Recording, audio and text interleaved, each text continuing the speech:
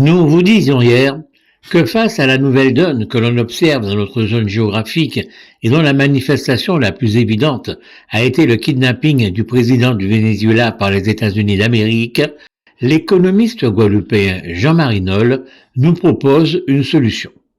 Il faut, explique-t-il, davantage s'accrocher à l'Europe, pas à la France, à l'Europe. Voilà ce qu'il écrit. L'Union européenne, malgré ses propres fragilités, repose sur les principes de droit, de solidarité financière et de sécurité collective qui contrastent fortement avec les rapports de force asymétriques à l'œuvre dans la Caraïbe. Une adhésion institutionnelle plus directe des Antilles-Guyane à l'espace européen permettrait de renforcer la protection de leurs populations, de sécuriser leurs frontières dans un cadre coordonné et de bénéficier de mécanismes de coopération policière, judiciaire et douanière autrement plus solides que ceux offerts à l'échelle régionale caribéenne.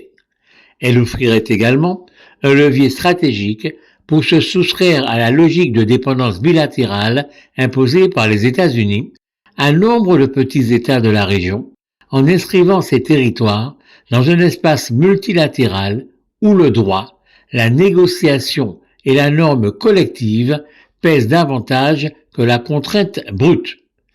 Dans un monde marqué par le retour assumé des sphères d'influence et des politiques de puissance, la question n'est plus seulement de savoir avec qui partager une proximité géographique ou culturelle, mais avec quel ensemble politique il est possible de garantir durablement la sécurité, la stabilité institutionnelle et la préservation du modèle social. Pour la Martinique, la Guadeloupe et la Guyane, l'Europe apparaît ainsi non comme une tutelle lointaine, mais comme un bouclier stratégique face aux turbulences caribéennes et aux ambitions hégémoniques américaines dans la région. À l'heure où la CARICOM peine à dépasser le stade du symbole et où la Caraïbe s'enfonce dans une zone grise faite de tensions, d'ingérences et de violences diffuses, le renforcement du lien européen ne relève peut-être plus du choix idéologique, mais d'une nécessité politique et sécuritaire. C'est dans cette lucidité, et non dans une intégration régionale aveugle, que pourrait désormais se jouer l'avenir des Antilles-Guyane au XXIe siècle. Fin de citation. Et c'est donc signé Jean-Marie Nolle. La première chose que l'on observe évidemment, c'est donc qu'effectivement, M. Nolle à aucun moment ne parle de la France. C'est l'Europe qui apparaît comme un bouclier stratégique contre l'hégémonie américaine. Est-ce parce que pour lui, la seule appartenance à la France ne suffirait pas pour que l'ensemble de l'Europe se mobilise pour nous défendre éventuellement?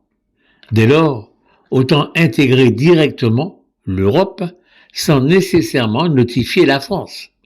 C'est un raisonnement inédit et tout compte fait plutôt bizarre. En effet, si l'Europe apparaît comme un bouclier stratégique face aux turbulences caribéennes, pourquoi n'apparaît-elle pas aussi, dès aujourd'hui, comme un acteur stratégique de notre développement?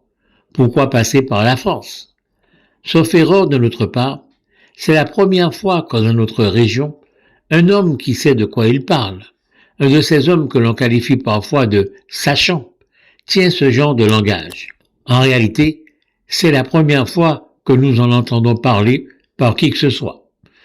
Ainsi, sur le plan institutionnel, il y aura un choix plus large, le statu quo ou l'autonomie, les deux nous conservant dans la République française, puis une indépendance où on sort de la République française en toute liberté, et une indépendance où on sort de la République française, mais pour devenir un pays de l'Union européenne.